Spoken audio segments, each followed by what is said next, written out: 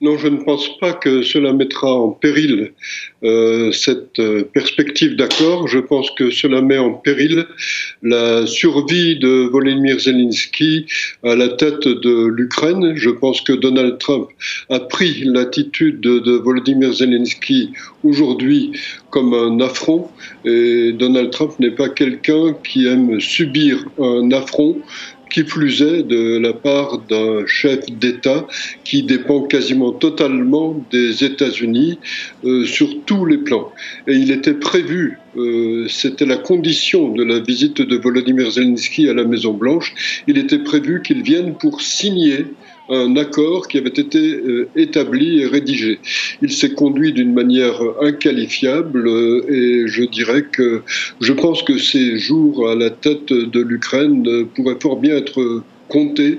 Il est parti de la Maison-Blanche parce que Donald Trump lui a demandé de partir et d'écourter sa visite. C'est quelque chose qu'il importe de souligner. C'est quelque chose qui se produit extrêmement rarement. Volodymyr Zelensky a fait preuve d'ingratitude et a fait preuve d'irresponsabilité. Je dirais que le discours qu'il a tenu fait peu de cas de la situation réelle de son pays, qui a subi des destructions majeures, et il fait peu de cas de la vie des soldats ukrainiens et russes. Et je dirais qu'il n'a effectivement pas une attitude propice à la paix.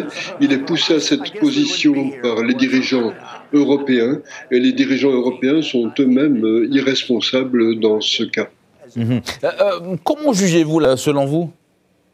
Il a fait preuve de beaucoup de retenue au début. Il était très visible dans son comportement que Zelensky tenait des propos outrecuidants qui déplaisaient à Donald Trump. Mais comme cela a duré, comme Volodymyr Zelensky a insisté, comme il a eu l'air de dire que les États-Unis n'en faisaient pas assez, comme il a tenu des propos irresponsables qui ont mené Donald Trump à lui dire « Si vous pensez pouvoir négocier avec Vladimir Poutine en commençant par l'insulter, vous n'arriverez à rien. » Bon, quand Donald Trump a vu que ce discours ne passait pas, il a fini effectivement par donner le fond de sa pensée, comme l'a fait J.D. Vance. Et justement, en parlant de J.D. Je pense qu'il manque effectivement de respect aux Américains. Le peuple américain a choisi Donald Trump. Donald Trump a remporté une victoire incontestable et il a remporté cette victoire en énonçant ce qu'était son programme. Et dans son programme, il y avait la volonté de faire aussi rapidement que possible la paix en Ukraine et il a mis cela clairement en avant. Donc le peuple américain a donné sa confiance à Donald Trump sur ce sujet comme sur d'autres. Et l'attitude de Volodymyr Zelensky a effectivement été irrespectueuse vis-à-vis de Donald Trump, mais aussi irrespectueuse vis-à-vis des États-Unis et irrespectueuse de fait vis-à-vis du peuple américain.